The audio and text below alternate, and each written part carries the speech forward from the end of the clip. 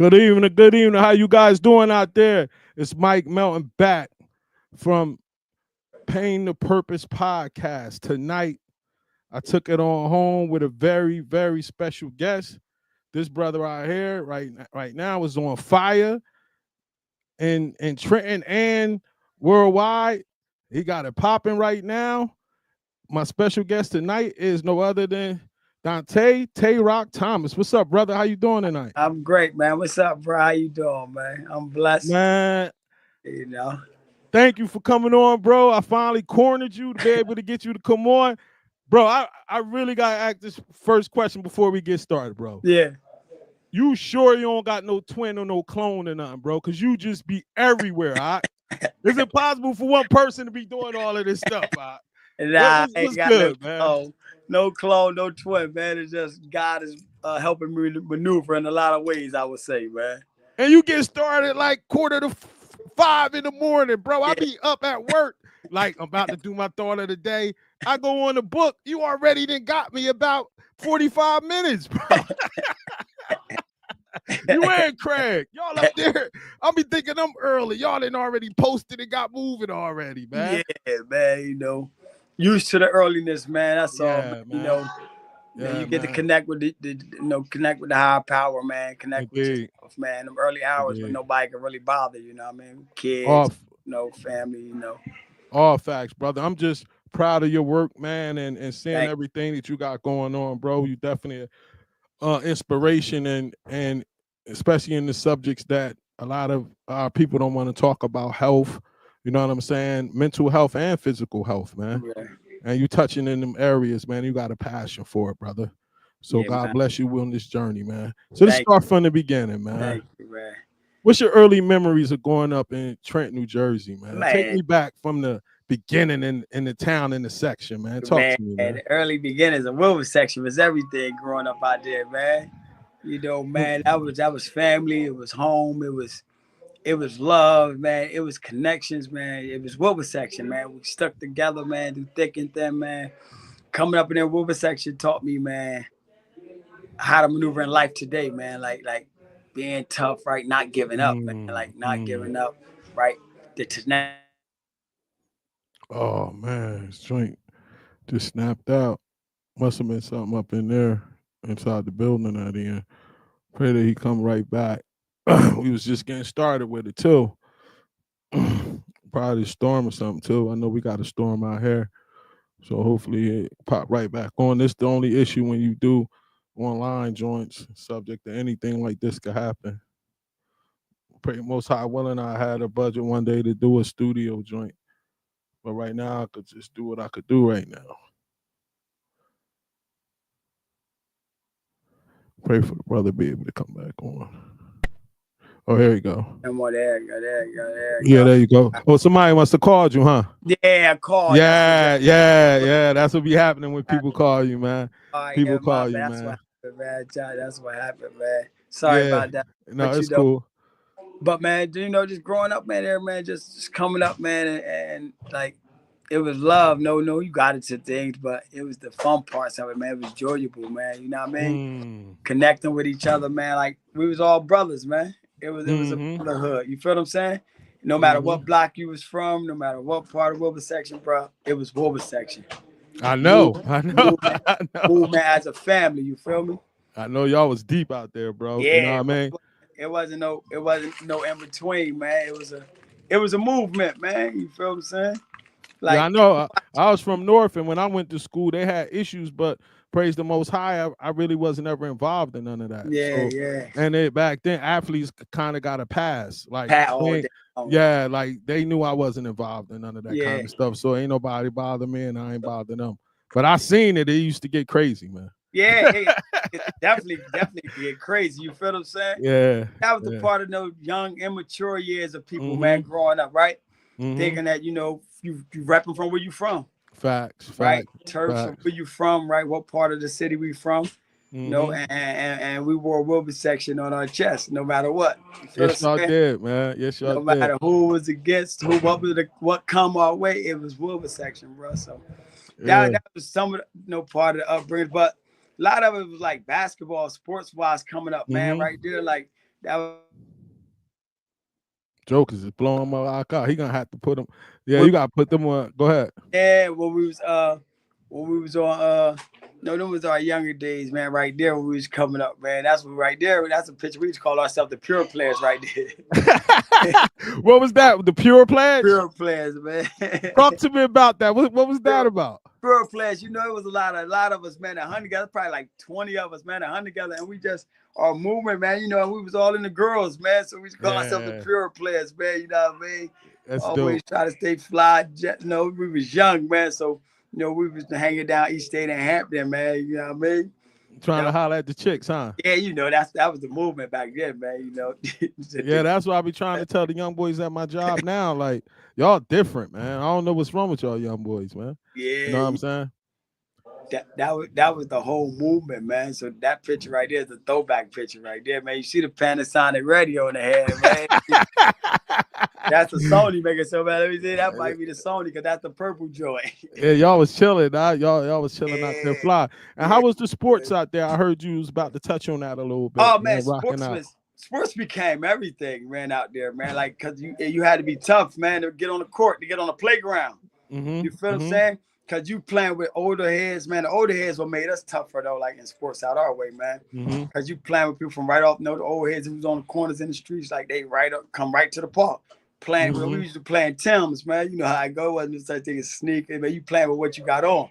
But you know, Mm-hmm. but playing against, a lot of them was older than us. They probably like 17 years or more older than us, man. Like definitely like playing against Screwlu, Clyde, and them around there, Mm-hmm. man. That was our rivalry. And we was young, and we used to go out there, man. We used to be in the park some late nights playing ball, man. You know, Mm-hmm. back in the day, the old East State had the one little light that would be on the alleyway part.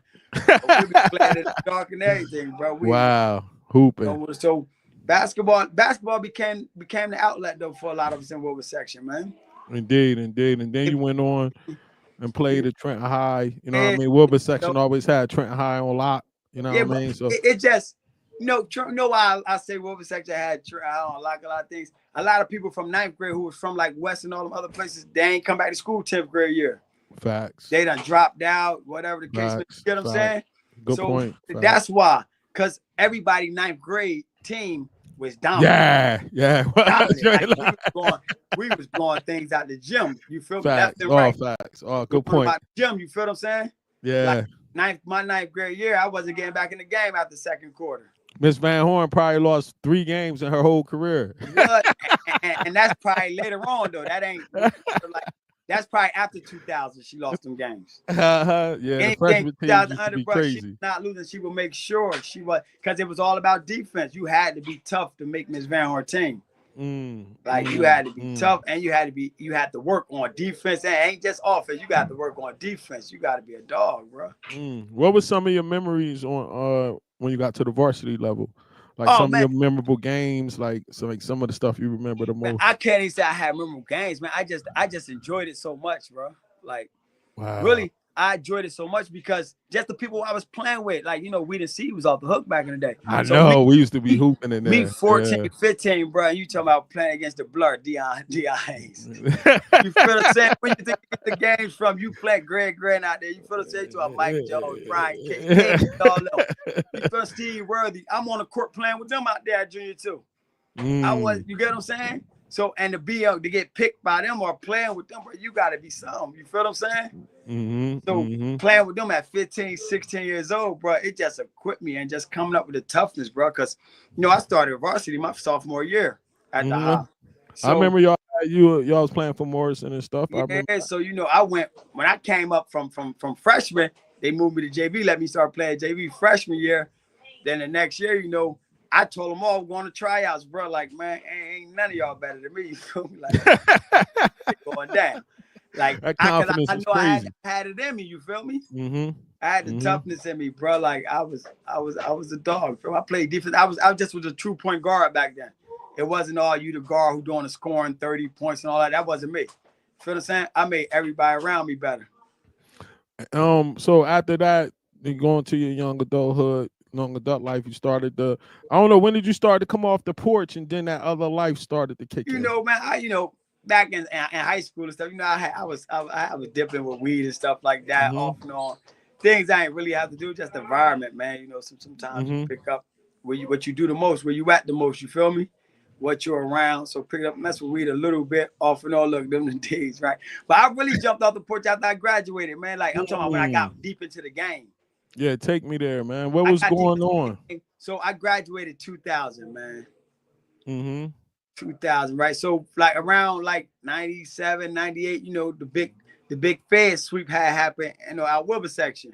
Mm-hmm. You know what I mean? So we young, but we used to be out there, bro. And then around 2000, you know, you just seen money always come. People come, who got it? Who got it? So one day we was like, man, we might as well get it, yo. Like we might as well get it. Then know like probably end of 2000, going into 2001, man. About 2001, I started working for the state building. But my motto was like, you know what? I got it figured out. I see mad people, they don't have jobs, they don't do this, they just be out there hustling. So I'm like, yo, I'm gonna grab me a job. So I got a state job, end up working for the state. Mm-hmm.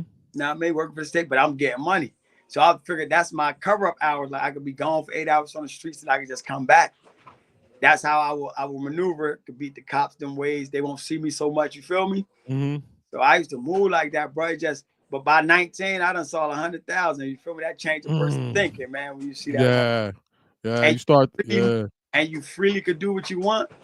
Mm. Like I mean, like you look at them pictures when we on East State. That's East State right there, the one with the group of us, man. We on East Mm. State, man.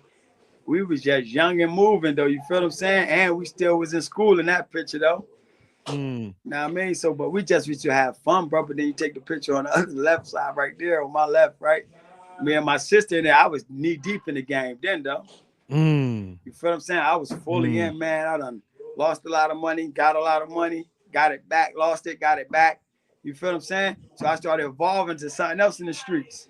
Mm. Bro, man, and it wasn't Mm. thinking about nothing else. All it was like the money and the money, girls, and partying, bro. Yeah, money, hoes, and clothes. That's what. That's you know, That's you what. know that because Yeah. once, Yeah. once 100%. that lifestyle just brought something different. Like it brought Mm-hmm. something different, bro. Like you can have what you want when you want it. Yeah. It's that. It's that. After the Garden of Eden, Adam and them sin like that. Everybody after that had that malignant root in them. So when Yeah, you hit that life and then you turn on that music, it tap into that right. malignant root. It Yeah, made us want the taste of that sin. You know what I fact. mean? Now I wasn't in the street hustling, but mine was with the partying and the Yeah, girls and but I but still, and then you throw the music on top, we all in. but it became an addiction though. You don't look Facts. at it at first, but you're Facts. addicted to the money. You're addicted to the Mm-hmm. lifestyle. You Mm-hmm. feel what I'm saying? You're addicted to what you could go spend and do right now and not wake up tomorrow worrying about it. Wow. Cause you could All go right facts. back and get it back. If I spend 2,000-3,000 a night, I could wake up and make that in 2 hours outside. Yeah, facts. What You was feel what I'm the saying?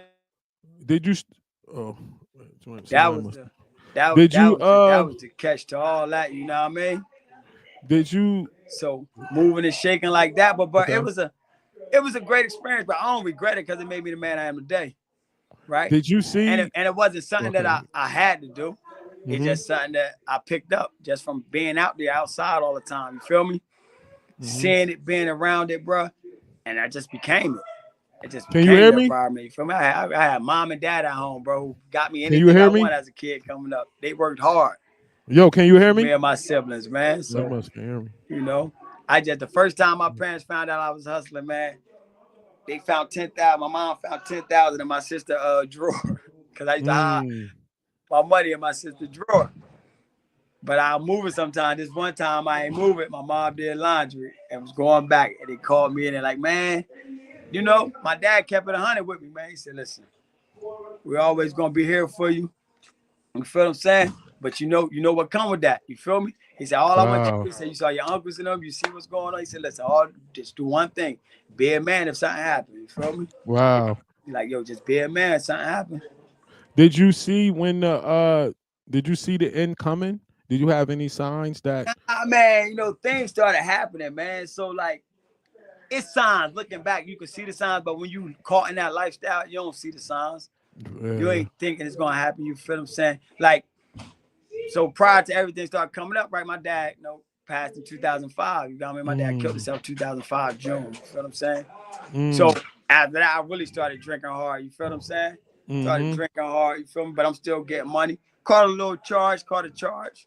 Feel me? But end up paying a lawyer. I ended up getting drug court. Went to a program for like 6 months. I left drug court in like November Mm-hmm. of '05. Stayed for 6 months, May, but left some money to the streets. When I came back with the money I left the streets, I probably left like 70 bands to the streets. When I came back, man, they gave me like $4,000. Mm. Feel me? So I thought when I come back from the program, I was gonna be able to chill for a minute. I wasn't gonna really jump head back in. But the whole time, I'm telling you, if you don't change your thinking, the whole time I was in the program, I had a notebook of how I'm gonna break bricks of coke down when I get back home. Mm. Like how much money I'm gonna make off a brick of coke. You feel what I'm saying? Back then, we was paying like Mm-hmm. 21, 22 for a key. Mm-hmm. You feel me? But numbers kept fluctuating. But I'm thinking like how I'm gonna break that key back down when I get out. Mm-hmm. You feel me? That was how my notebooks was wrote in there. So that's what my thinking patterns was. Like, man, Wow. I'm gonna come back, nigga. But then when I come back and I see what money left right there, I started hustling 2 days later. Wow. I'm like, So my man's know who was out there with us. I said, bro, we gotta stay outside for 30 days, bro. We gotta get this money up. For mm, 30 days, bro, all we did was went and shower and partied outside in the hallways, bro, on the state. mm, You could go home, we went home, shower, come right back to the hallway, bro. Oh, we brought the party to the hallways. mm. You So feel me? what when your father hit you, when your father passed away, did it hit you right then, or were you so caught So up in that at the life? at the at the at the moment it hit where I showed the cries and emotions, but I had to be a man, right? You taught to be a man, not cry so much. That's why I got my mom, my sisters, bro, all of them look up to me. Mm-hmm. So I got a family to take care of. My dad always said, provide for your family. You feel me?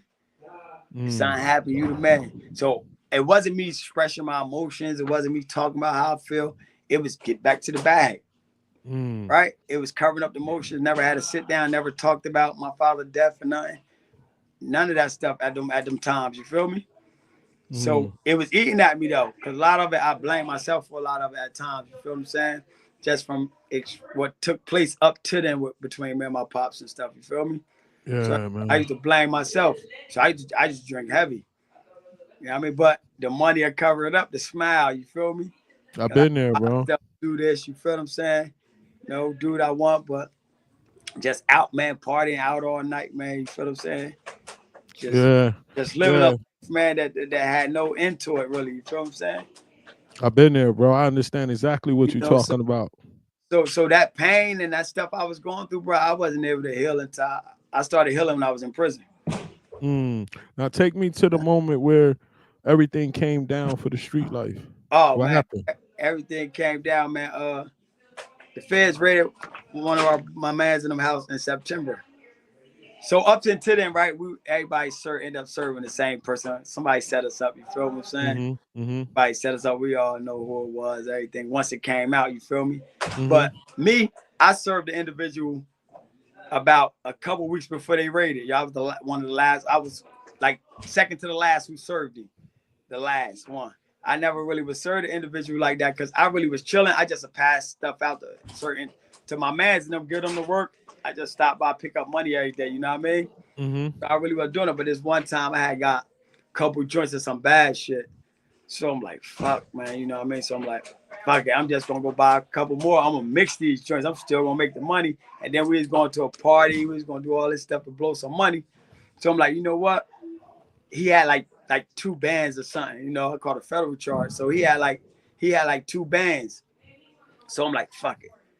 Cause every time I used to give him my number though, I had burner phones. So every time I give him my number, I would throw the phone away at night. Cause it'd be 10 numbers on my phone. So I was on something. If I give out my number 10 times in that day, throw the phone away. So I just had Mm. mad burner phones. So I thought this night I ain't throw the phone away. I gave him my number. We used to all be out there drinking, smoking late night. So everybody take turns buying stuff, right? So we out there 3, 4 in the morning. And that night, he like, yo, I want you keep giving. What's the name, man? Man, people keep giving me this BS, whatever. I'm bodied, I'm drunk, bro. Get on my number again.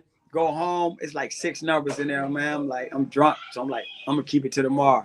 That was the worst mistake I've made, bro. Mm. Tomorrow he blowing my phone up. I was working for a Jan's Furniture then at the time. Get off, comes from Jan's Furniture. He called me like, yo, bro, I got 2,000. What you gonna do? I'm like, I'm looking around like, fuck it, we going out tonight. I'm gonna go cook this shit up, blow it up real quick, and I'm gonna go ahead, take the extras and blow the 2,000 tonight. You feel me? Mm-hmm. And that was the worst mistake, man. When I served him in the hallway, though, man, we smiling, laughing. So when they raid in September, boom, they catch my man's in them raid in September. I ain't get out now. I'm on a run for like 90-something days. Now I ain't get caught to December 11th. Mm-hmm. You feel what I'm saying? December 11th, 2007, when I got caught. But when they caught me, bro, that's when I realized how the game could be, man. When they caught me, they like, yo, you can't even, you only got to make it to the courthouse. Nobody have to know we got you. Mm. But I'm like, man, I'm thinking this petty. I'm like, I ain't got no crazy shit. I ain't like the feds. I ain't never know much about it. You feel me? But I'm like, man, get me to the courthouse, man. I got to that courthouse and that motherfucking judge lady, white, that judge lady, she reading the charges, read the name. She like 10 to life. I'm like, what I got to do? I'm like, they're like, yeah, you'll have a lawyer come see you. Da, da, da. So I'm like, 10 to life. I'm like, what the fuck is that? Like 10 to life. I'm like, bitch, I sold somebody some crack. What's 10 to life? So once you get in there Wow. and you start understanding how the feds play when it came to crack cocaine, you feel me? Crack Wow. cocaine, if it's cooked up and it's a certain amount. So me just serving him like 70 grams of crack cocaine is damn near like, about to say like 10 birds. You get what I'm saying? Like they double that shit so bad. It was like 100. Wow. You feel what I'm saying? I Like never knew none of that kind of for stuff, one bro. gram of crack is 100 grams. You feel what I'm saying? Wow. So you figure that's 700 grams they saying of crack cocaine Mm. that I served the motherfucker. You feel me? Mm-hmm. But so that, and then I'm trying to see what it means, and I'm like, damn, 10 to life. So the lawyer come next week. I'm like, yo, bro, what is, I ain't, bitch. I said, what is this, yo? I'm like, I ain't. I'm like, yo, what can we talk? He said, yo, bro, this ain't the state. There Mm. ain't no negotiating. He said they go by guidelines. The Mm. guidelines and a point system. Feel what I'm saying? So I had the little state charges. So they end up trying to career criminal me because I had prior state charges, but I never went to state prison. So they career criminal me. They boosted my shit up to 262 months to 327 months. So at first I didn't know what that was. I'm like, how much fucking time is that? I'm like, that's 20 something. Do the math. I'm like, whoa. So I'm asking him, like, bro, what's going on? He like, yo, they saw you in some pictures with people, yo. They're like, yo, you know something. They're like, yo, you know something. Ain't no way. Because when they got me, they ain't know I was Tay-Rock. They thought somebody else was Mm. Tay-Rock. You feel what I'm saying? Wow. So when they showed the picture, they like, oh, we finally got Tay-Rock. Like, oh, you Mm. Tay-Rock all this time. You feel me? So they like, yo, you in a picture with this person, all shake in this town. I'm like, man, I play basketball. Shit, that's how I know him. You know what I mean? I'm like, I know a lot of playing ball, school. Mm-hmm. But they was trying to career criminal the whole time. My lawyer just kept coming back. And he like, yo, have you ever? I'm like, bro, listen, I ain't. So once I start finding law, I said, listen, I ain't never been to prison. He said, you ain't what? I said, bro, I never been in jail. I never did a day in nobody jail. Like, never did a day in prison, bro. I ain't no state prison I touched at my younger years. You feel what I'm saying? I ain't touch a state prison. So he like, oh, we probably got to argue this. He said, we got a good argument because they can't career you. He said, Mm-hmm. oh, but the crazy thing is, yo, you know what I have to tell him? I used to pray to get close to 10 years, bro. I used to pray for 10 years. Wow. That's how bad it is because you see people coming there, bro, they getting 20, 30. They getting their Mm. head knocked. So I'm like, yeah. And I just used to start telling myself I could do 10 years, bro. I'm like, I got 10 in me. But Mm. every time I used to go to court, the DA used to come in there, bro, call me back out. They like, yo, your lawyer wants you. I come out, it ain't my lawyer, it's the DA dude. He like, yo, you know that's a long. He said, yo, you get 15 years. He said, that's a long time. Your kid's gonna be grown. Man, I Mm. stood up. I said, man, listen, man, it is what it is, bro. I knew what the fuck I was doing out there, just like that. You feel me? Mm-hmm. Like, my kids got to be grown then, bro. I got to accept this because I did this. Mm-hmm. Walked out. I'm like, man, don't never come call me out here again, bro. Never. Mm. So Mm. just plan it out, bro. So I end up copping out to my indictment. So Mm-hmm. I plead out to the 262 months to the 327 months. I copped out to that because I know my lawyer's gonna argue with various to try to get that off me anyway. You feel me? Mm-hmm. So I copped out, and May 2008 I got sentenced. So when I went to sentencing, my mom's and them all them coming there, man. Mm-hmm. Mom Duke's some coming. So once he started going, my lawyer walk up to the stand. Boom. He come back. He write on a piece of paper 120. I smiled. Turned back to my mom, smiled. You feel what I'm saying? But once they start reading off, the judge start reading off all the charges, like 300, say my mom start crying in the back. You feel me? Mm. They Because they don't know what the lawyer told you. yeah, they don't Yeah. do nothing. So then finally, at the end when the judge like, all right, when the judge finally sentenced me to 120 years, a minimum sentence. You feel what I'm saying? The minimum of my sentence was 10 because I was in the 10 to life bracket because of crack cocaine. That's You crazy. know what I mean? So my mom, like, when I called her back, and when I got to the jail, called her, she was like, I figured you was all right because when you turned around and smiled. So I got a question. If that would have been like state police or regular police, it wouldn't have been that much for crack Now, I got cocaine. 2 years probably. I probably did a year downstate probably. Wow. Yeah. My lawyer was like, they're like, I don't even know why they take this. But they took it because he was working for the feds, you feel me? Wow. That's And then crazy. they was figuring we was doing a lot more than what was, but they ain't really get much from it. You get what I'm saying? So where did you have to go when it was like time for sentencing and So like where did they I got send you? sentenced. I was in Monmouth County, so I did like 9 months in Monmouth County, Mm-hmm. 9, 10 months in Monmouth County. Once I got sentenced, I got shipped out of Monmouth County in July of '08. I went Mm-hmm. to FTC, Philly. I stayed Mm-hmm. at FTC Philly for like a couple weeks in a hole, though. I was in a hole with no underwear, no nothing, bro. That's how bad it was out there. It was so crowded, bro. I was in a Wow. hole 3 weeks, bro. Like three weeks, no underwear, no nothing, bro. Really Wow. That's bird crazy. bathing out of the sink, bro. Out of the sink. Mm. But I was a bunkie with an old head. The old head was from Delaware. And when I got there, he said one thing. He said, bro, whatever you do, don't talk to nobody in here about your case. He said, Mm. that's why I'm in the hole, bro. He said, I've been here for 3 years, bro. He said, because I'm not going on nobody tier because all they doing is telling. Because they'll jump on you, tell them something, they're going to jump on your case to try to get time off. So I was in a hole for 3 weeks. Then they shipped me out. When they shipped me out, I got shipped down to Fort Dix, though. I ended up staying close by home because they had a Mm. massive movement from down Fort Dix, and my lawyer was arguing for me to stay by home. And I ended up going to Fort Dix, man. So you went Fort Dix. How does the reality hit you the like the first because I asked the kids that come to my program and you know when I was in rehab and stuff, everything seems real that first day you wake up there. You get what I'm saying? Like Man. after all of this shuffling around and then you finally wake up in there where you're gonna be for a while.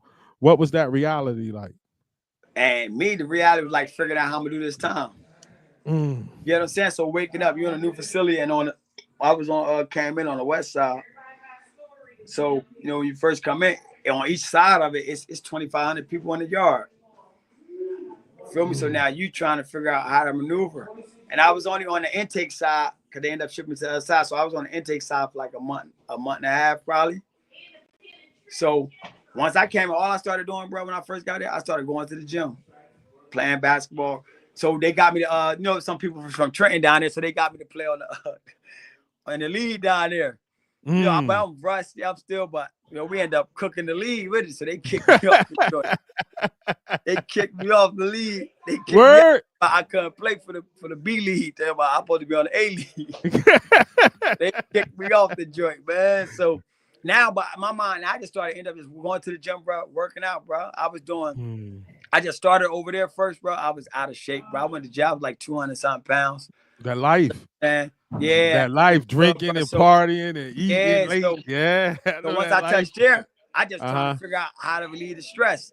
So I used to go to the Mm. gym, nobody in there, bro. I just run suicides on the court. Cause you had to wait to get the weights. Cause if you were like, boy, you had to have some pull to start getting the weights. So I couldn't just go in and get weights. I had to wait till everybody go to chow, then I get the weights. You know what I mean? When they go to the mess Mm-hmm. hall, last call, I go get the weights and work Mm-hmm. out. So I started out like that. Then they moved me to the other side. Once they moved me to the east side, man, that's when I really just started like working out every day heavy, bro. Just relieving stress, man. People from Jersey was there. There was a lot of us from Trenton there. You feel what I'm Mm-hmm. saying? Mm-hmm. So Trenton, and then I just started me working out, bro, was just to relieve stress, bro. That's all it was for me. Did But you then get people in? just, Oh, go ahead. go ahead, now go ahead. Did you get into any programs in there, like different things? Like they said they be having like classes and all that kind of stuff. I started off first with trying electric. I was Mm-hmm. trying electric. Did little construction, little stuff. But then that wasn't for me, yo, because you had lot of chomos was in that mug, man. That working in them joints. Uh-huh. You feel me? I couldn't Uh-huh. get around them like I couldn't Uh-huh. live like that, Mm-hmm. bro. Feel me? So I stopped doing that. I ended up started working in the gym. Mm. Job in the gym, you know what I mean? Just getting a job in the gym. But then as me working out every day, more people just want to work out with me. A couple people from out of my room, my bunkies, and started working out. Then just You know, people from Trenton working out. We working out together. I'm Mm-hmm. creating that movement. I got the car. Now I'm working out together. We building that, bro. And then I just first I just took off like that, being considered. But then I just made my way to be in the gym to get whatever I wanted. Now I'm Mm-hmm. controlling the gym. Like, Mm. I got all the weights. I got all the bars. Like I'm in that joint selling bars. Like for a person to work out afterwards because they know I got all the stuff. You feel me? Mm-hmm. So selling bars, bro. That and then I was 3 years in my bed, man. And my man Lynch Hunt came down, my mentor, man, came down from Raybrook. So I'm training. He coming down, you know, he training from somewhere else, but I'm just working out. He like, yo, what you gonna do when you go home? Like, I'm like, go home? Like, man, I got 7.5 years. I ain't thinking about that shit right now. I ain't worrying about when I go home. You know what I mean? He like, nah. He like, look, I got my certifications, like this one, da da da. Personal trainer, he said, I can help you if you look into it. So, you know, we had Mm. in there. So I went and called my mom first. Like, mom, look this up, see that. But then I got the phone out, looked it up myself, how much it costed, what's going on, bro. But then I was connected with myself. I had done gotten to God, believe, you know, my change, like connections, bro. And 2 weeks later, the institution offered the course for a discount. Wow. Look at the First Most bond. High. So Look at the called my Most mom, High. like, yo, I need you to send me 400. She's like, for what? I'm about to take this book, this course. She's like, man, I ain't sending no $400. You ain't gonna do that when you get here. You know, she don't know I'm changing. She sent the 400. You know, mom gonna say something, but she sent the money anyway. Sent the money, took the course, bro. So while I was doing it, I used to walk in my unit. It was two people used to sit at a table, man. Jeff Hunt from out of Philly, and one other guy, man. And every night they were sitting at this table at 7 o'clock studying health and wellness, personal training stuff, but deep health and wellness stuff, right? My man Jeff was sharp, man, like sharp. So one day, man, God just like, yo, stop right here and tell him. I ain't know him. I ain't meeting. I just walked by him. But that day, I'm like, God, like, yo, stop. I stopped at the table. I said, bro, I need to be sitting at this table, man. He like, yo, we here every night, 7 o'clock. He said, every night we here 7 o'clock. So, you know, I started going to the table, but I was getting a little discouraged at first because now the words is big words, doctor word. These words are long, huge words. You got yeah. I wasn't the studying type like that in school like that. I passed, I graduated, but this was different. You feel me? And bro, one day I got discouraged. I'm like, man, I'm about to just get this stuff up, bro. And he like, yo, nah, yeah, listen, come to my room every day. I'm gonna help you. He said, every day. Wow. Start going to his room every day, studying every day, yo. Soaking it up, man, and then we started studying, you know, taking courses from universities, man, getting the doctor's books, something. I'm calling my mom, you're ordering small books like this, 200. She like, why? What y'all was taking like kinesiology and stuff like that? Hey, bro, we learned everything. I learned everything. We learned doctor materials. I'm talking about diabetes, cholesterol, high blood pressure, cancer. You name it, bro. We studied, bro. And then, right, he started getting me so sharp, bro. I had to stand up and give presentations. Yeah, right there. It was 365 people in our unit, bro, and only 4 of us sat at that table every day, yo. Feel what I'm saying? So I used to have to start giving a presentation on high blood pressure, cholesterol. But he'd say, get a presentation, break it all down, but then give an alternative approach to it outside of what the doctors would be saying. Knowing their medication, what the doctors prescribe them, how it affects the body, all that. Now give an alternative, how they could go back and talk to their doctor.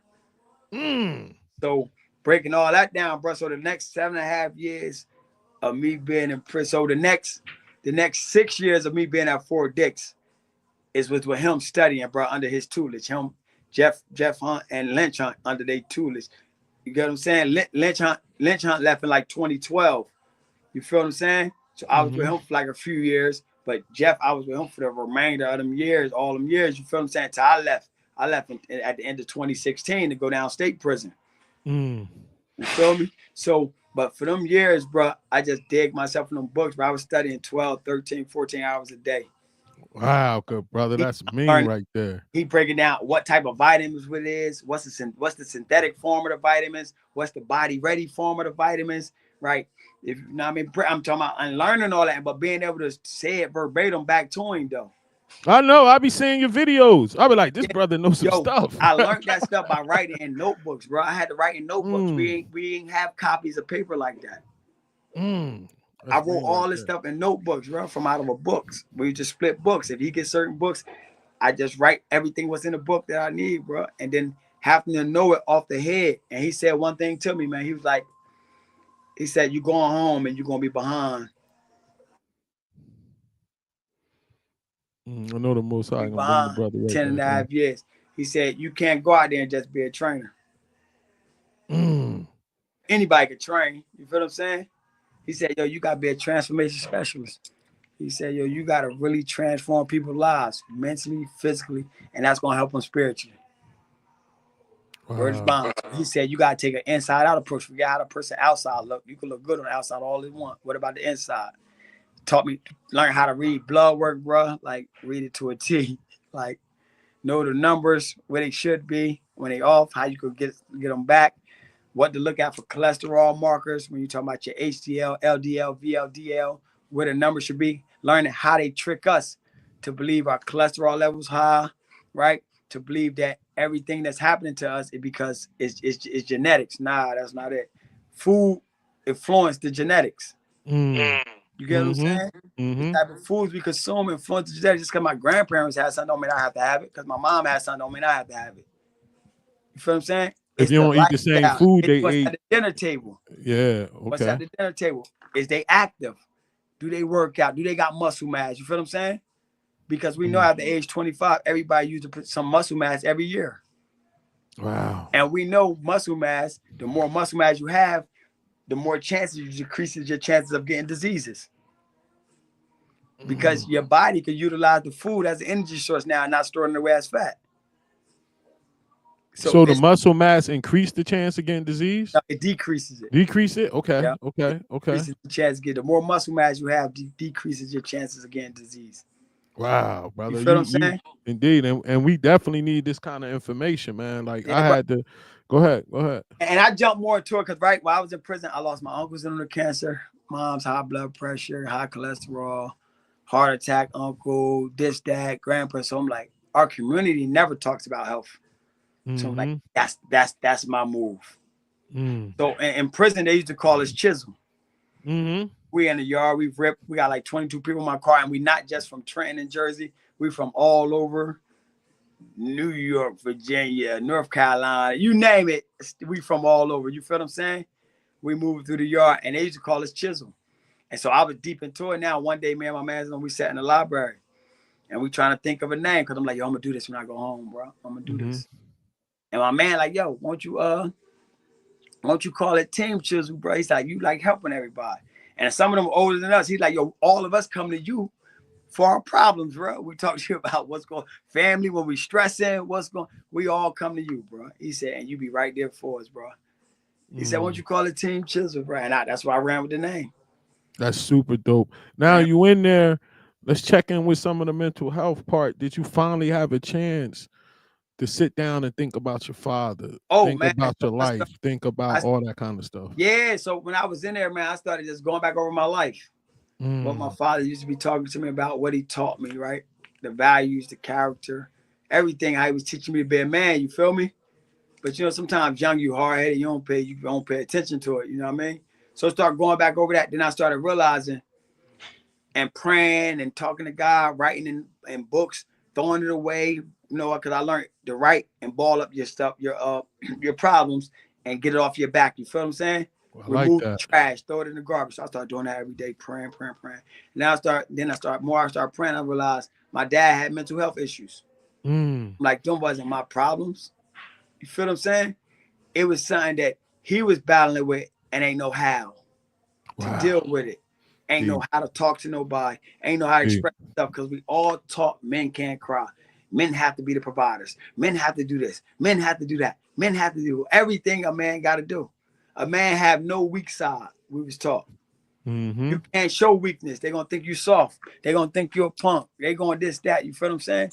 So as I start growing spiritually, learning more, educate myself more, understanding mental health, understanding the body, understanding the chemicals in the body, how they could be off and it could cause us to do things, understanding the subconscious mind, the conscious mind, right? And how our conscious mind is small, but the subconscious mind is big, and the subconscious mind reminds us of all our past trauma. We never learn how to calm it. So when I started learning how to calm it and let my conscious mind dominate my thoughts and my thinking and my action and ways, I was able to change my life. Wow. Well, You know what I'm give me saying? that moment when you saw you was moving in a different direction mentally. In prison, bro. Anybody who was in prison with me from all over, bro, I was moving like how I move now. I was moving in prison. I changed a jail moving this way, bro. When you talk about Mm. people was coming up asking me to read their blood work, how they work out like this, should this be this, should this be that, bro? That's what I was doing in prison. I was the walking testimony in prison, bro, trying to get everybody else on point for when we go home. Everybody I was Mm. around that we was around, bro. Yo, bro, we gotta do something different. I'm talking to them, building. What's your plan? What we doing this? What we doing that? And I'm like, we're mostly all of us in contact still today. You feel me? That's And dope. a That's lot of dope. them It's like linked up. that in rehab too. When you get out with people, of course, it ain't the intensity in what you guys went through. So I don't want to act like it's Yeah, nowhere near close. But when you go through that kind of thing with people, you automatically develop a bond. You know what I yeah. mean? And then when you get out, like you still have that connection. You know what I'm Look, saying? Mike, that was my family, bro. You gotta think about it. I Mm, knew them more than I knew my family, bro. They mm, knew my pain more than my family knew it. I slept with them, ate with them. We worked out together. We talked about all our problems together. That was my family, bro. Them was my brothers. They that's became real. my brothers. I did That's years with them real. men in there. That's real. Feel what I'm saying? So, I knew their kids' names, the pictures of their kids, the girls that broke up with them, the moms, wow. everything. We knew each other. Like it wasn't just we knew each other's name, but we knew a lot about each other, bro. We was Hmm. family, bro. We cooked, we ate on the yard together, bro. We stood up for each other together, bro. We was there for each other every step of the way. If somebody ain't have, we made sure everybody was good. Hmm. Like, bro, Hmm. that was a brotherhood, bro. Like that was like them my brothers, bro. Like nothing So short of that. So when you get it's time and you get your release date, what's going through your mind? Man, so Um, my release date for the feds was August of 2016. okay. But a new set of cuffs was gonna be put on my hands for that release date. Cause now I had to go finish some time in the state. Because Mm, they ran my state charge consecutive to my federal sentence. wow. Because I know I'm 20. I went back to court for my federal charge, for my state charge. I was in the feds 2 years now, so I was 26. I go back to court, so they keep talking about 4 with a 2, this and that, these numbers. I'm like, man, listen, dog. Do whatever y'all want to do. I just got sentenced to 10 years. I said, if 10 years, I told the judge, I said, if 10 years don't change me, what the hell is 2 years going to do? Mm. So do whatever you're going to do. I just was young and mature. So I'm like, man, do whatever you're going to do. So I ain't feel it until it's time for me to go home from the feds. Then I'm like, what the hell? Yeah. So, but it was another wake up though, because now they take me to the county, Mercer County. From Mercer County to the feds, bro. The feds was almost like me living in a high-end hotel to me Mm, going to a shit house. mm, You feel what I'm saying? The way it is in there, I mean, it's terrible. You get what I'm saying? So, but me, I go in there, I just have my mindset what I'm doing. So I go in, I'm working out. Young boys coming up trying to talk to them. But when I walked in, I came in, when they got me upstairs, bro, probably like 2, 3 at night, bro. My man, so people knew me once I got it, but they tried to make the white dude get off his bunk, bro. This how I knew I changed. They was telling the white dude, woke him up out of sleep. Like, yo, get up, bro. Go to the back, bro. He got to get this bunk. I'm like, nah, I don't do that to him, bro. Nah, I'm cool, bro. I'm going to the back. I ain't know for none of that.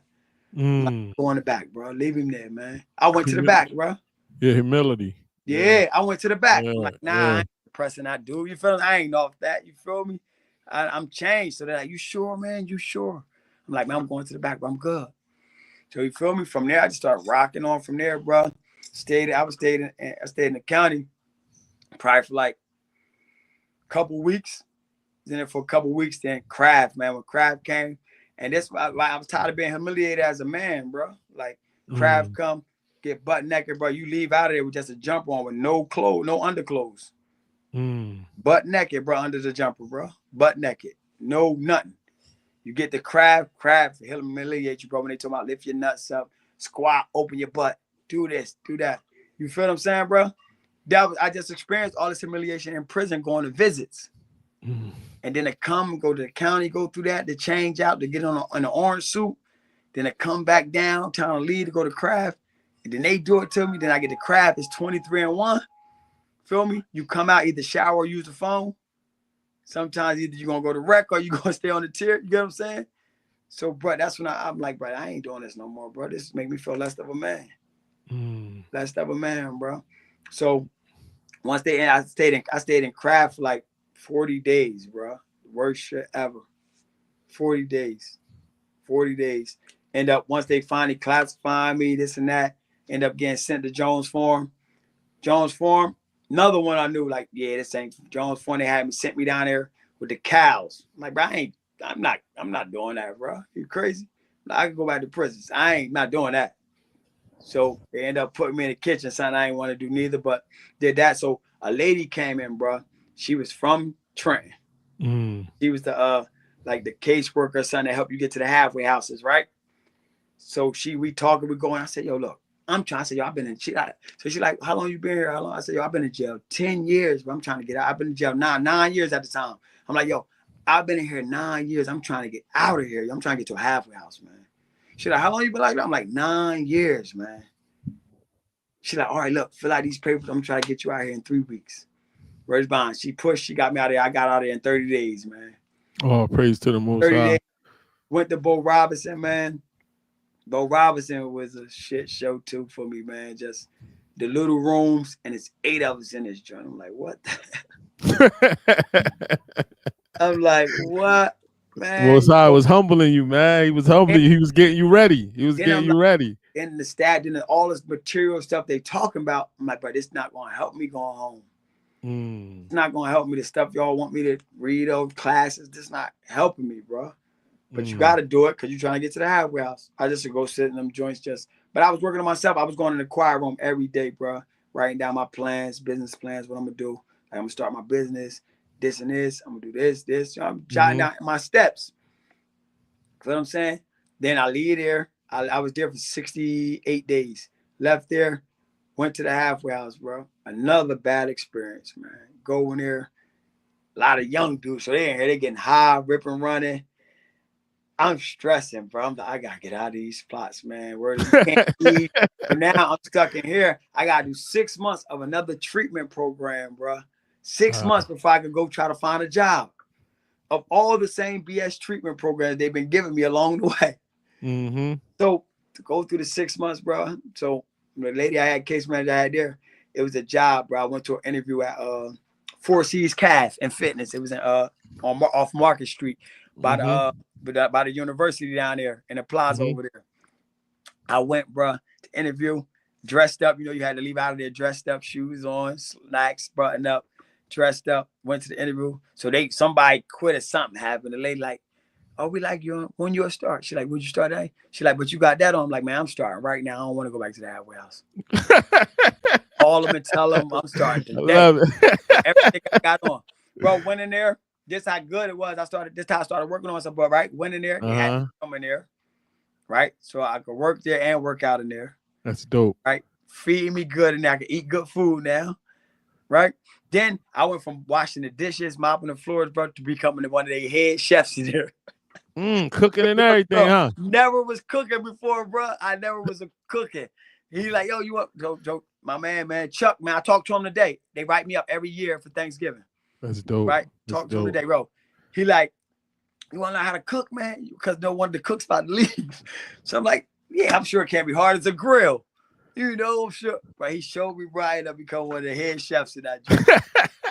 They get me out of the halfway house all the time. They keep me, bro. They get me out on Saturdays, bro.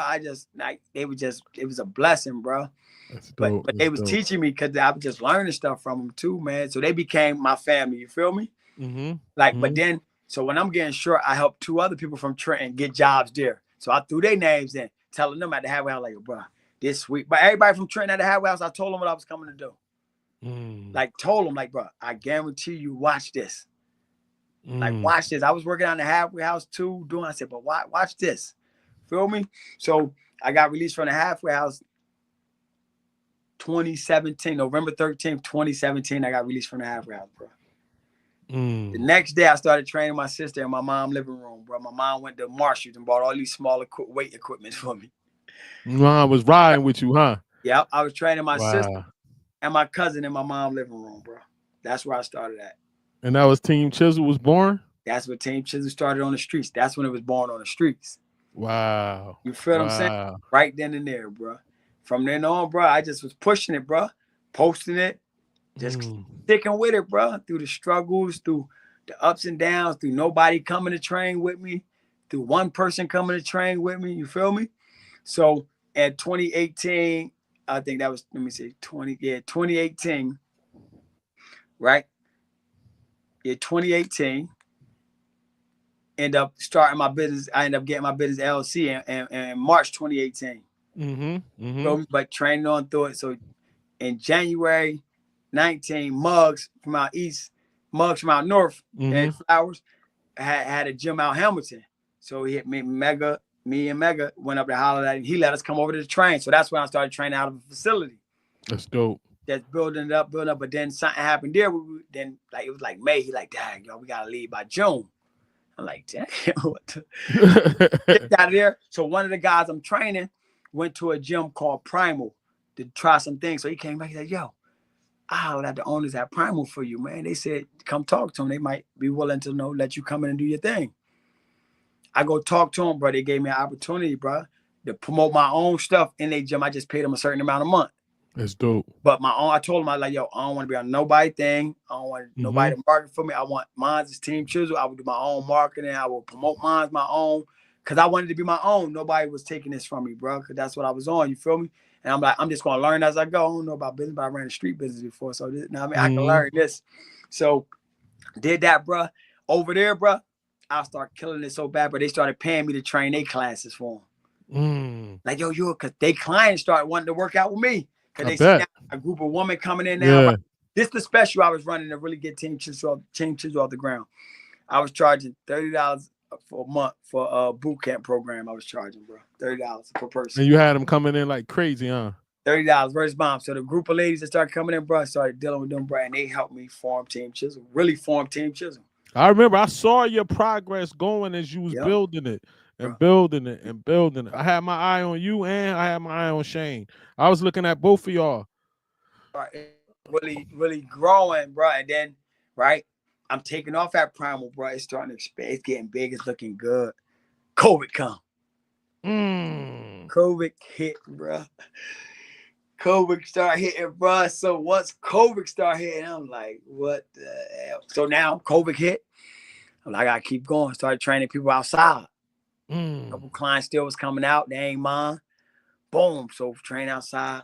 Then we end up that closed over. Primal closed down. They started having issues because now they ran a program there, and the dude scammed all the people out their money. I wanted the dudes who came and ran a program, scammed them out their money, but was charging the whole time on COVID, but acting like they was getting trained, but they wasn't getting trained. Wow, that's crazy. Word is bomb, bro. So scam. So that went left, bro. So now I'm Cowwater Park. Now I'm in the parks. Cowwater Park, East State Street Park. Got nowhere to go. Remember that? I'm back East State Street. I bought a pickup truck, bro. Carry all my equipment, the barbells, the dumbbells, everything, benches, all in the back of the car, but pulling out Cowwater Park. And that's where me and Craig made the connection. Cowwater Park. That's dope. That's dope. Cowwater Park, but through the pandemic, every day I'm out there still 5:30 in the morning, bro, live. So how did you got it popping, right? And then you move into the space you got now. What did it feel like when you turn around and you see this? Man, this is amazing now, bro. Before I got this space, man, I lost all my savings, bro. I had a space down the street from here, bro. I was there 6 months. I was training out my man. The last spot I was training, I was at my man. Went to a spot out Ewing. I asked him questions. He's like, yeah, we good. Yo, I'm about to go on vacation, man. Me and my wife vacation. He called me like, yo, we got to close the gym down. I'm like, bro, I'm about to go on vacation. He's like, yo, there. So that one left. Lost some money there. Couple went to my man garage. He's like, yo, you could come to my garage. I don't use it, bro. Turned his garage into a gym in one day. Painted it. Did the floors myself. Moved my equipment in. Everything, bro. So I had people start coming to his house. Training. In the mornings, even I was getting 12 people in a small garage, bro, training. Training. So end up having a spot down here on South Broad Street, man. My man hit me when looked, that spot was big, nice. He like, so I asked him, like, yo, everything good? You could train here. He like, yeah, I make sure I try to dot my I's, cross my T's for the movement, because I just went through this. Bro, so I went through this, bro. Man, 6 months later, bro. We there, the inspection people coming like, yo, everybody gotta get out. Like this closed. We had this dealing with them before. We told him this. I said, what? He ain't say this. But I'm telling you how God was working, man. Out of everybody had to get out, guess who got to stay? Wow. I got to stay in the back. He said, yo, if he told the dudes, the white guys in the room was working construction, like, yo, if y'all block this front part off, he could stay in the back. He the only one get to stay. Look at the Most High, bro. For the next 2 months, bro, I was in there training Look out at the the back. Most High, bro. You feel what I'm saying? So in that process, now I'm looking for a building. Go to a couple people. I got a realtor now. She helping me look for a spot, man. Went to one spot. It was a good spot. I liked it, right? Couple spots, but this one I liked it too. I went there talking. We putting in a negotiation. Man, they came back with it. Like, all right, this. They like, yo, in a year, 2 years, we're going to double the lease. Like, oh, I don't even know if I have enough clients to pay that. I can't take that. You feel me? Yeah. I'll back off of it, yo. Rolled over here. Somebody told me it's an empty place in a Quick Check parking lot. Rolled over here 5 in the morning one morning, looking in there, seeing it. Hit the realtor, like, yo, I want to look at this. Praying there. She came, showed me it. We looked at it. I'm like, yeah, I think this could go. I can knock down the wall. They had one wall up, and I can knock down the wall, open the space up. I think it's cool. That's it. She went, like, I'm going to put some paperwork in. All right, I'm praying. Come back the next day, sit in front of her. I'm praying every day in front of her, yo, for a week, praying, coming in front of the building, praying. One day, the cleaning dude out here, the maintenance guy, he got it open. So I'm like, yo, bro, let me walk around and let me check it out in there, man. He said, oh, yeah, go ahead. I said, cool, just look, go ahead. But I'm just walking through the whole drum, but I'm praying in there, but I'm like, this is it. I need it. I'm asking God, I'm like, this the one? Man, 2 days later, the realtor hit me back. Like, yo, they accept the offer. You don't need no background credit check. All they wanted like almost 7,000 down to move in. Like, yo, they want like 7,000 to move in. They're not gonna raise your rent for 3 years. When they do get raised, they're gonna go up $50. Your lease gonna go up $50. Look at the Most High, bro. I'm like, what? I'm like, all right. I was like, tell them we want it. Tell them we want it just the way it is. I'll fix whatever other little problems in the building. Tell them we want it, bro. Went through, man. And God is so good. I got the keys here, man. So they gave me 60 days to fix the building. I got the keys here at the end of August, going into September. I opened up here November 5th officially. You feel what I'm saying? And I've been here for going on 3 years now, bro. So when you see this joint, like I put up, because I remember doing basketball, and one day I was at hoop group, and I had a tournament down there. I had teams that flew in from around this kind of situation happened to me twice. I had teams that flew in from around the country, California, Texas, North Carolina, Canada, like everywhere. And I sat there and I just was like, all this came from a thought. Yep. You know what I mean? And then when I was at my camp one time at Sportica, I'm standing on the top of the thing, and you could see over Sportica downstairs where the kids playing.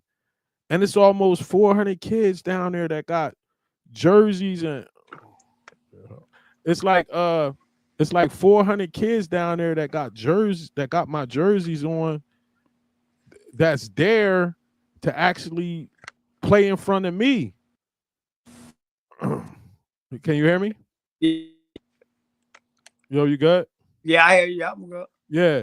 It's 400 and something kids down there to play in front of me, and then it hit me that second time like, this all came from a thought, and you took a chance on yourself.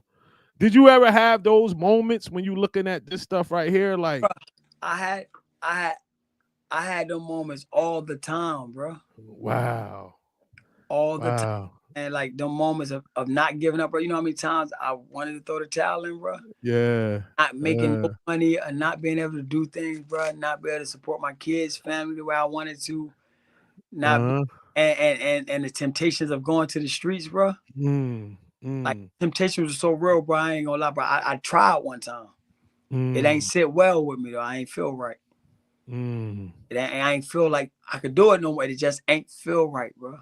Cause that's not you no more. Yeah, bro. So I like, you know what, man? It is what it is, man. God, whatever God got in store, He gonna make it happen, man. So when you see that rejoicing moment of seeing those people, give me what it feel like when you see somebody body transforming. Bro, I can't even tell you the true feeling, bro, because it's like I'm high. I know. So I know. It's like, I know that feeling, brother. It's like I'm off a drug, brother, and I can't come down. This how it is Wow. every day for me, bro. It's like I'm on a drug that I can't come down, bro. And it's the spirit, man. It's I God. It's know. It's that higher Holy power. Spirit. You I feel what I'm saying? know. Bro, that Mm-hmm. no matter the problems and nothing, bro, I'm still high. Mm. Cause he helping me figure it out. Mm. You feel what I'm saying? So when Mm. people come in here, bro, and they never gonna get the true experience unless they really lock in to be here. Right? But I got people who've been with me for 5, 6 years. They've been through every storm I've been through. That's dope. I'm talking about that follow me to the parks, that follow me to the garage, that follow That's me when I dope. got kicked out of down there at Loyal. Hamilton High West. Loyal. I'm about that Yeah. because they saw what I was giving them. It That's was loyal deeper right than there. fitness. Feel me? Wow. It Mm-hmm. was more, bro. It was a mental transformation change, a life change, where a person started appreciating themselves, where a Mm. person started feeling good from the inside out. You feel what I'm saying? Where a person started saying how their life started changing from this. Not That's just dope. their health, I'm talking about their life. That's dope, bro. Where they saw relationships got better with their husbands, with they, you get what I'm saying? With their kids, with what the experiences, bro, it's tremendous. Doing God's work, brother. Yeah, and it ain't me, it's a purpose. You get what I'm saying? So I'm caught up in a purpose, bro. I love it so much, bro. It mean everything to me. I will not stop this, bro. And another thing keep me going is my wife, bro. She pour into it. She believes Mm. in vision. Talk to me about her, brother. Man, the best, bro. The best. You know, everybody got their ups and downs in relationships, man. But this the pride and joy, man. The backbone, the one. It's Team Children don't climb this high without her. Mm. How understanding was she? Because Listen, sometimes when, I know in past relationships and stuff like that, when me doing basketball, mhm. a woman to say that she can handle it until I start doing it. Then Nah, it's, you know what I mean? when You know I what I met, mean? I was already doing it, bro. We used to sit down, bro, and actually talk. That's You know, dope. before when you met women back in the day, younger, bro, you never had conversations. You get their name, Yeah, you number, trying to, yeah, call them. Now I'm trying to get what I'm trying to do me. yeah, yeah. You get what I'm saying? But we had started having conversations about life. Like, Mm. yo, I'm trying to run this big team. Children, I see it being this big, this, that. I'm kicking it with her. I'm elevating her, getting her, even though she a nurse and what she is, but just conversations first, bro. A mental conversations like, yo, let's read this book. Let's da. Feel what I'm saying? And then started seeing it. And then just when we became a couple and being together and just supporting it through the storms, understanding, and then start falling in love with it herself because her body started changing when she started working out. Super dope. Started feeling better, right? Super dope. Started elevating her, right? So she helping me, but I'm elevating her too. And it wasn't about money. You know what I'm Mm. saying? Because I ain't have, and I Mm-hmm. kept 100. I don't got money, but I got this. Mm. You know what I'm saying? I got all the money here. It just might take some time before it come out. Mm. Feel me? So she believed it, man. But did we have our struggles, ups and downs? Yeah, bro. Any relationship, right? 100%. But I'm talking about, but locked in, bro. At one point, bro, I was ready to give up. And you know what she said? She said, "Don't worry about the money. I got us." Ooh. Having Ooh. twins, bills, right? Payments every month, and she like, just give me what you can give me. I got us. Keeper right there. You feel what I'm saying? She You like, married the good one, brother. listen, bro, it's the one. Yeah, Ain't no I might. 100%. This my one. No, I said you married the good one. Oh yeah, okay, yeah. Yo, Nah, I ain't definitely, say bro. Mike, I brother. was saying, Mike, yeah. No, I Nah, wouldn't okay. disrespect you like Yeah, that. I said you nah. married the good one, brother. Right Yeah. there. So I married the right one, bro. Cause Mm-hmm. then she started believing more in the vision though. And then another time, Mm. right? We went through something, had a little something. She came to me, she said, Dad, you know what? She said, I ain't realized this. It took me all these years. She said, no, I just realized. It's just probably like last year sometime. We've been together this year, going on 6 years. We've been together 6 years, been married 5. So last year, she like, you know what I just realized? She said, this ain't a job for you. This is your purpose. Talk about it. That's She why said, you on here. All she right? Let's said, get she at said, it. she said the way people react to you, Yep. change Yep. it, and how, yo, they got your back. She said, yo, they got your back. She said, you built a family in the gym. Like, they got your back. That's dope, bro. Like, so this is a community. This is a family. This is not a traditional gym. It's not just because Mm. you pay to come here. You feel what I'm saying? It's the bond we create, bro. The things we do together. Going out partying together, going bowling, eating together, game nights, the things we do together that brings us closer. That's dope. Feel me? And when women can walk in a place and they not feeling like they being lust, like somebody lusting on them. You You get what preaching I'm right saying? now, brother. You When preaching somebody right just now. ain't when they looking and nobody ain't trying to talk to them, trying to holler at them. They feel that comfortable because they know that don't go on here. It's dope, bro. You feel what I'm saying? So Safe to create, space. yeah, safe space to talk, but then give them a space to where they got 24-hour communication with me if they need to talk, if they going through something mentally, if they need to go cry out, if whatever, and my wife understand it. That's dope, bro. You feel what I'm saying? For real, for real. This is deeper than me, deeper than my family. Deep. This is the God's purpose. This is what God want me to do. Feel what I'm saying? This God's calling. Bro, if it was Tay thinking, if I go back to Tay Rock thinking, Tay Rock wouldn't be doing this. Tay Rock would be trying to get a bag. Cause you know what? In my man as Tay Rock, all right, I know how to do the time. I'm a man. I'm gonna stand up. Feel me? But nah, I got too much to lose now. Cause now I'm thinking about my kids. Before my kids was young, I was immature myself. I was young. So I was just thinking what I could give my kids, what I could buy them for the moments. You feel me? I wasn't thinking about the long-term effects. Me being there as a real father, spending time with them. Forget money, time. See, when we hear conversations and people building, everybody talk about money. Kids want time, right? I got a broken relationship with my older kid because I wasn't there to give them time. So somebody else created a story in their head that's not true. You feel me?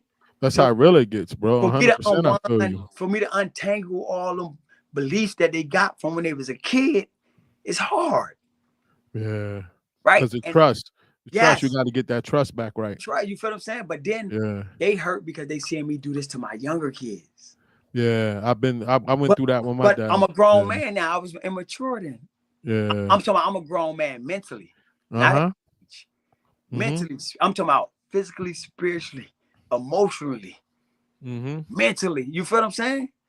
And I got so much to teach, bro. I just understand that my kids don't ask me, Daddy, buy me some Jordans. Like, you know what my kids want to do? Just be up under me.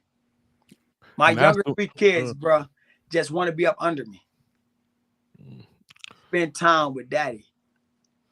That's dope, bro. You feel me, bro? So I learned that, man. I learned, yeah, you need money to do things. Yeah, kids, you want to buy, but the most important thing we have is time spent with them kids, right? Because we could teach them so much more than money. Because when we be talking about generational wealth, pouring to our kids by just buying them materialistic things, we're not teaching them generational wealth.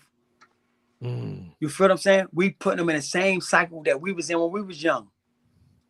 That's how I look at it. So I'm not putting my kids in them cycles. I'm gonna let my kids be kids. They're gonna wear light up shoes. They're gonna get clothes out of Walmart. You feel what I'm saying?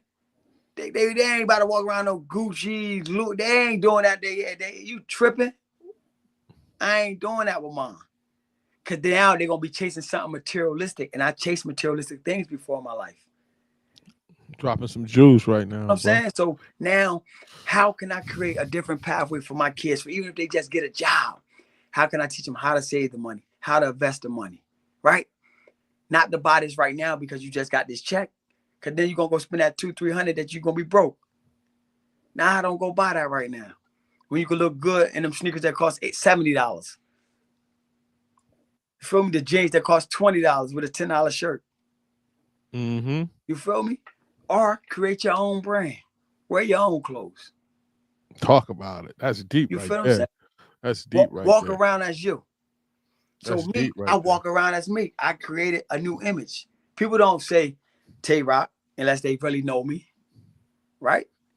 People don't barely say Dontae. They say CHIZEL. I used to, that's what I was, B-ball spotlight. So I definitely understand that. So you get what I'm saying? Yeah, I totally understand. So I totally understand the whole thing. After doing 10.5 years and been home 7 years right now, bro, 7.5, bro, I'm completely blessed. I got everything in the world, bro. And I'm talking about I don't have millions, I'm not fine, but I have everything in the world, bro. Cause you know what I got? I got somebody that love me, kids love me, bro, and then I got something I can give in return. Time. That's so important. Time, you feel what I'm saying? So my time is valuable now to my kids. I understand time. So it ain't just about me no more, man. It ain't nothing to do with me. And then when I start talking about health, it had nothing to do with me and just my family. It's talking about building my community to get them to understand how important health and wellness is, because we don't sit down at the dinner tables and talk about it. Auntie, uncle, grandma, uncle, everybody passing away from all these diseases, but we still ain't sitting down talking about it. Know what we doing? We burying them crying and say, pray for us. And then we going to the repast eating the same thing that killed Come them. on, come on. But if we knowledgeable enough, if we is eating foods, but we exercising, right? We having better habits for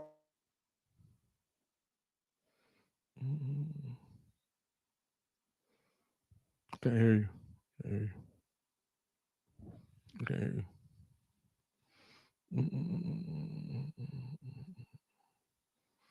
Can't hear though, man. You hear me, bro? It's breaking up. You Go hear off me? and Oh, because they keep calling. I can't really use the text to say that, man. But I know we're gonna edit it and put it together, man. I apologize, man. no, it's all love, bro. This part of it. It's all love. But the time, bro, and me understanding that now, bro, and I get to give more to get my community to understand health, bro, I know, and because we don't understand it. yeah, and you heavy with the posting, you heavy with the information. You know what I mean? And my own self, I had struggled for years, and I needed to have that moment when I realized I was a food addict. And Yeah. when I realized I was a food addict, I felt the same shame, like I explained on your podcast. I felt Yep. the same shame that I did when I realized I was an alcoholic, and that's Yeah. when I was like, "Yo, I'm gonna die." Hey, hey, how happy it feels, man, when your mom can come to you and say, the doctor said this, what should she do? Mm. You know how good it feels when your clients can walk, when my family members, my clients, you know, they clients we would say on paper, but my family members, when they walk in here, the ones that train here, and they say, my doctor said my cholesterol level was high. That's what it was. What you think? What I should tell them? What I should ask them? And I'll be like, yo, go ask them what's your HDL level. Show me your blood work. Let's look at your HDL numbers. Let's see if that number elevated or is it low. That's going to determine how bad your cholesterol is. You feel what I'm saying?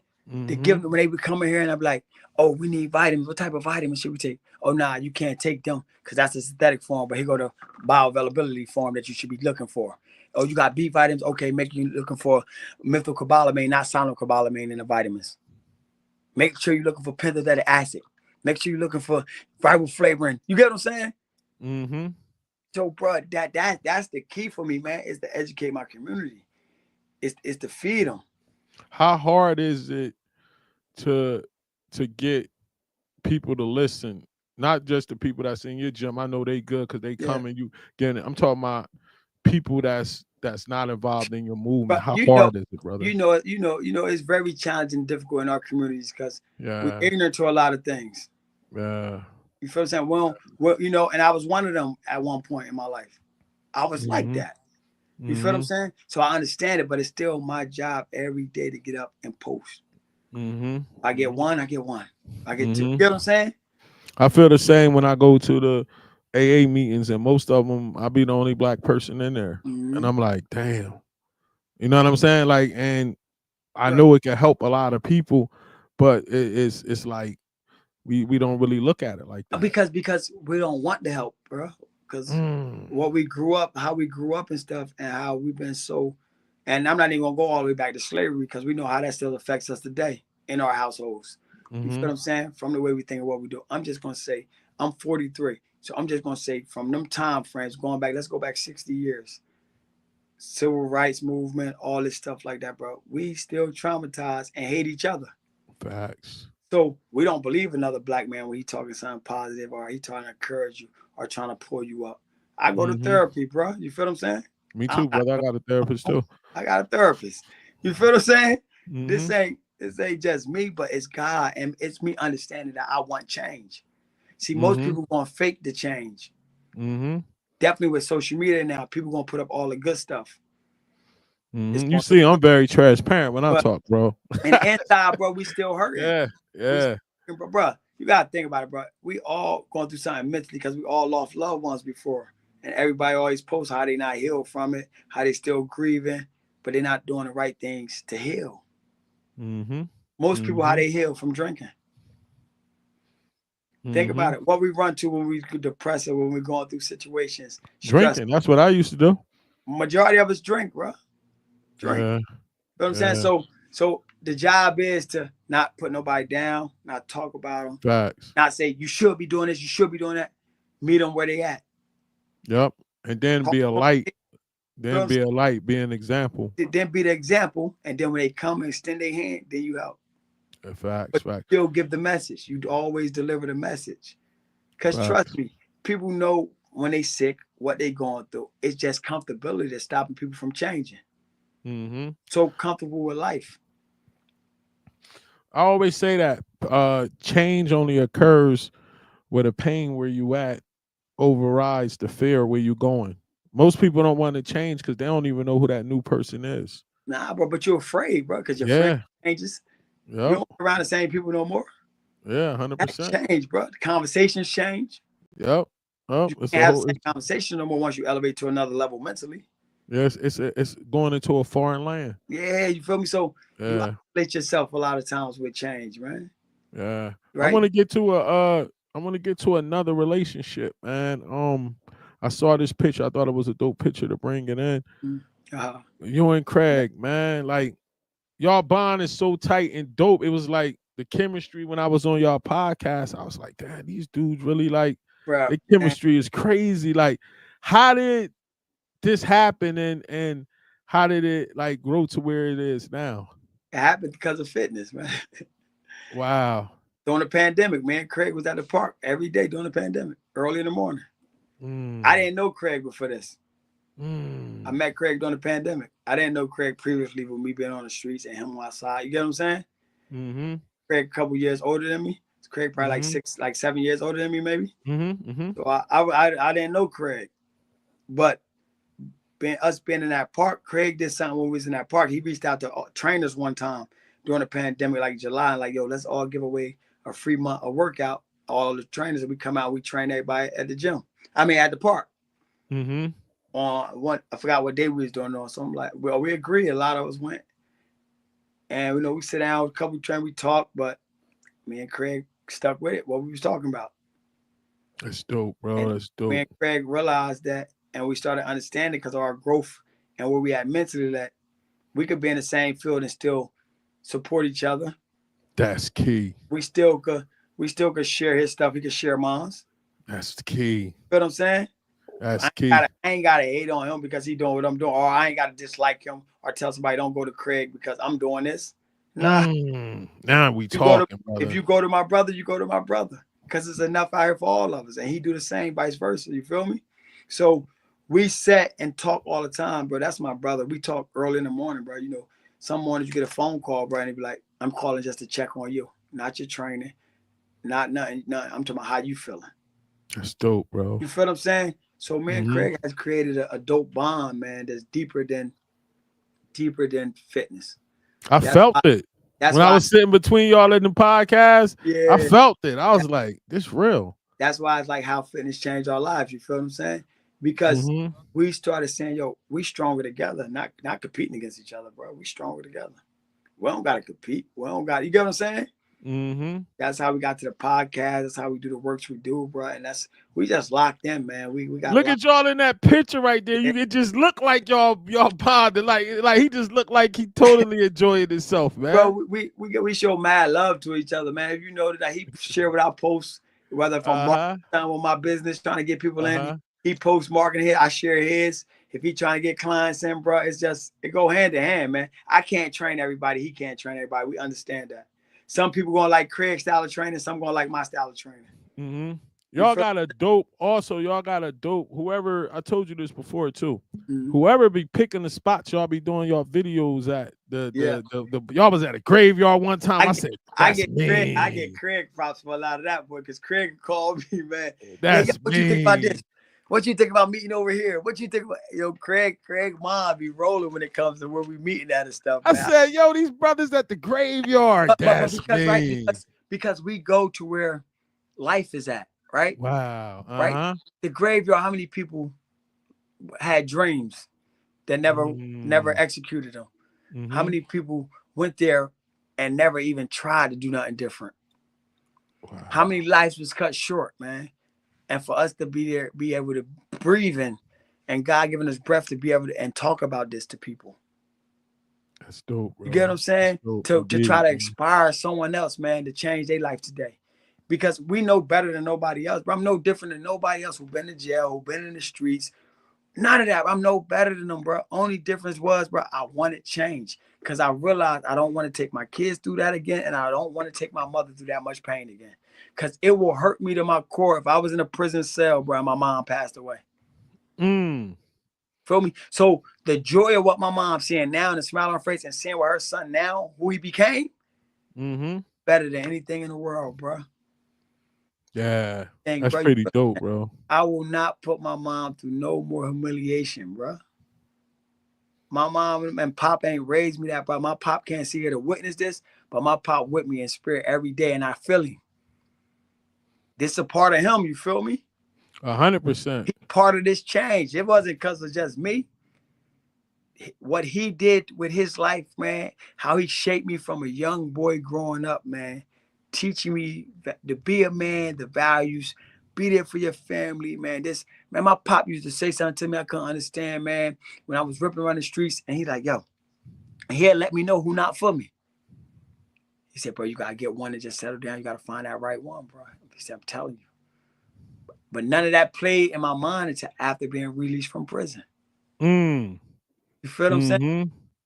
When he like, yo, the streets only got two ways. You feel me? Either you're going to jail or you might die. Yeah, you and the op doing his thing, bro. Doing So his thing. I was a part of one of y'all joints, man, and it touched me, brother. yeah, the walk, The bro. men's the Yeah, we men's mental back. health walk. Tell me what made you want to put this together, man. And I'm So, just happy that I came down that Sunday and was like, yo, let's so, do this, man. so why we've been putting this together, man, is because we've been seeing the tragedies that's been taking place, and we've been Mm. understanding that we was going through something mentally before. Mm-hmm. You know what I'm saying? And we started seeing like not more a lot of men, but women too is going through a lot, bro. Mm-hmm. Then the tragedy happened, with the young lady, her daughter, they getting killed, and we like, yo, it's sad, but it's more to that. What was his thinking? Mm. So then we start reminiscing, like, dad, you know what? I'm like, Craig, bro, my pop, mental. Let's go back to his stages of mental. I could play back it and show you all the mental parts where he wasn't together. I'm like, bro, we hurting. We got to start showing more that we could cry. And it got to come from people like us. Because, Mm. right, you see some people who have these events and they don't reach out to us to get us to come in. It's fine, but they Me don't too. connect. Yeah, I'm in that Bro, category. I they don't, understand. but they not connecting to the people we connecting to. We connecting to the nitty gritties, who in the Facts. trenches, Facts. who going Facts. through the struggles, who Facts. broken. But that's what attracted me to it when I came down there, because it wasn't no media. It Yo, wasn't no photo ops. It wasn't no none of that. It was a bunch of brothers that came together for a cause. And the dope part of it was y'all had stopping points where we build and everybody got to share their testimonies. And I got a chance for a couple of brothers to come up to me yo, afterwards because of the stuff that I shared. Like that was dope, bro. Like and, what you and guys did, and man. that's what we wanted though. We want for male, females, and definitely males when we create just the male ones and the male Mm-hmm. sanctuaries, because we know how hard it is for men to talk in front of other men. It's hard Mm. to show a man that you're weak in certain areas of your life. Feel me? That you're vulnerable. That you ain't gonna talk about me. That you actually Mm-hmm. gonna be there for me, to uplift me, pull me up. You feel me? Like I Mm-hmm. can call you and depend on Mike. You feel what I'm saying? Like I can get a good feedback from him. He ain't gonna tell my business. That's what we create, man. That walk was the first one. The first one was so mind blowing that it just did a number for us, and we can't stop. That's dope. Like we Yeah, can't. Like this got to be. yeah. It's not just one month mental health. It's not just this is every day that male and females is going through it, bro. We watch our timelines, man. So now I learned, right, coming up, you look at people, you be like, oh, they just drunk, man. They just alcoholic. Nah, they going through something. They fighting. Yeah, and I got the Only way to I know how got drinking. yeah, I got one of the clips from that joint right here, man. Bro. This joint was dope, Yeah, yo, bro. that was. But when we did that, that touched me, bro. Like, man's mental health. Man's Touched mental health. Man's mental man. health. Man's Yeah, mental Mike, health. that was man. Man's mental health. Mike, Health that is was mental real, man. health. 'Cause Man's we mental have health. brothers Man's mental in, health. man, like talk to us. Just Man's mental who health. walked on that journey with us, man. Like that was important, bro. I know. That gave us more hope and a fight to keep going. I know, bro. And you had me do like 6 miles, bro. Feel me? My joint be like 4. Yo, my joint usually like a 4. I can push 5 on the real good day, but 4 is usually where I chill. Bro, I was on my way back. I was like, But yo, that's what this we're is going to create it. And that's what this it is was, though. this is a little different. But when I finished, I said, I just got to give me some coconut water. I took the picture of that coconut water.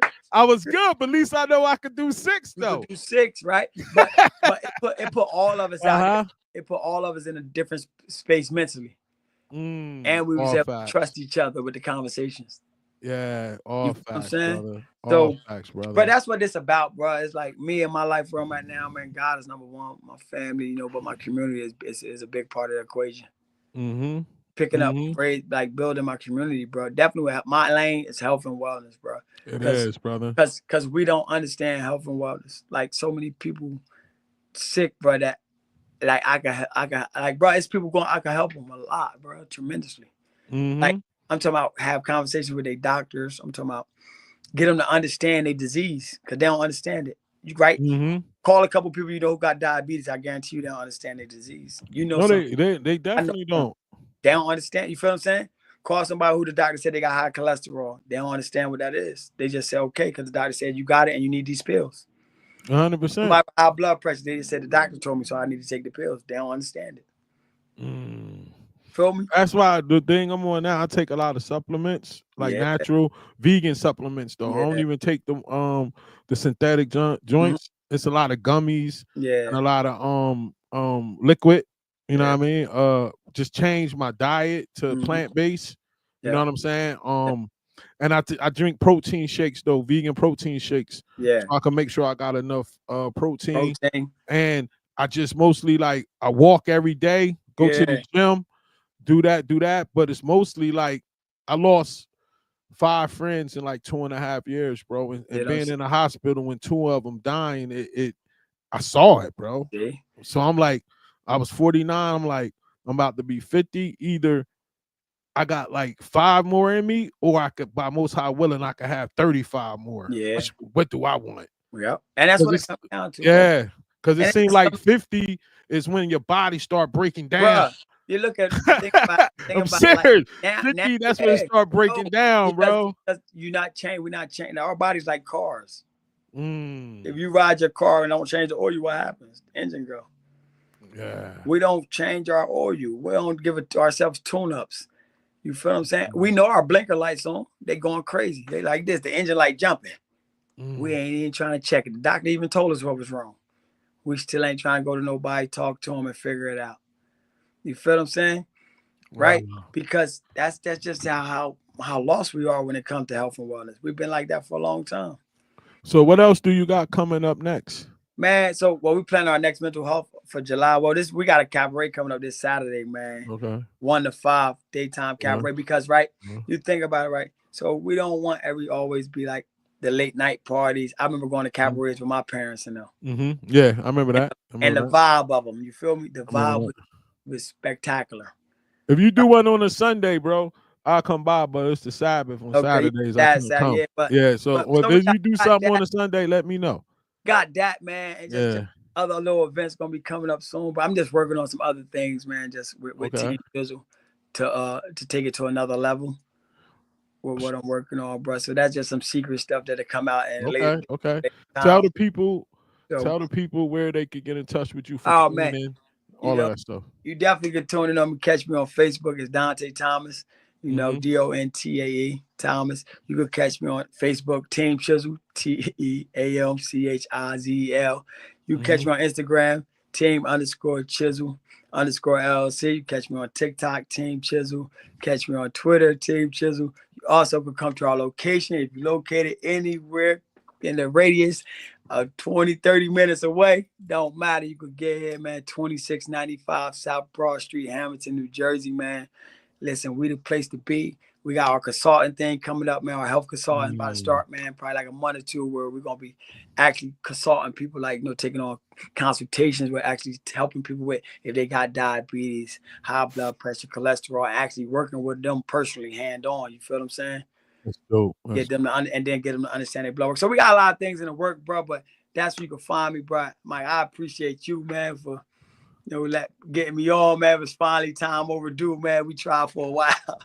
Give a I always let people give shout outs to the people that helped them along their way from pain to purpose. I know first and foremost God, man. Praise to the Most High. First and foremost God, my higher power, man. Jesus Christ Himself, man. My higher power that I believe in, honestly. Secondly, man, my wife, man. My wife has a strong backbone, man. My kids always backbone. My wife was like fighter. My mom, my mother. Shout out to Mom Dukes, man. Yeah, she put that bread up in the beginning. That's my side. My mom never left my side. My mom always told me when I got locked up, and she was like, "Yo, we're gonna pray together. We're gonna stay together." That's dope. That's dope. You feel what I'm saying? So definitely my mom, day one, man. Just my siblings, man. My siblings is very important to me, so they always be there for me. If I got a call and need something done, they make sure they get it done for me. And just my gym family, bro. My gym family, bro, is very important to me, man. Like, they mean a lot to me, man. Without them, there's no Team Chisel. Feel what I'm saying? Without my wife understanding the vision, the plan, you feel what I'm saying? Sticking with me through thick and thin when I ain't got, man. Still believing in me, man. That like it won't be no Team Chisel. You feel what I'm saying? My mother, man, just smiling, being proud. When she see what's going on, me in the papers, me speaking somewhere, bro. It's a blessing, bro. So no, shout out to all of them, man. Like, shout out to everybody out there who support Team Chisel, though, man. You feel what I'm saying? Like the community, man, just not just Trenton areas, I'm in a lot of areas, man, all over. Just shout out to them, man. Blessings, man, to everyone, man. Just I like to say this all the time when I'm talking, man. Just please start taking your health serious, man. No matter your age, no matter you slim, skinny, or overweight, man, or in between. Fitness is important in your life, man. All right, thank you, brother. Thank you for coming on, Tay, man. You're doing your thing. I'm proud of you, brother. Any way I can help you guys, anything, just let me know. I'm here. You always know that, bro. I'm just a phone call away, bro. Appreciate you. All right, bro. I appreciate you coming on, brother. Love, bro. All right, shalom, brother. Take care. Yeah, finally got Tay on. It took a while to get it because this brother be super busy, man. So that was a good interview. I can't wait for the clips to come out. Tune in next week. I have a sister coming on that's battling something right now, and she's on the other side of it, I think. And we'll check in with her next week, man. So this is Mike. Enjoy the rest of your night. Shalom.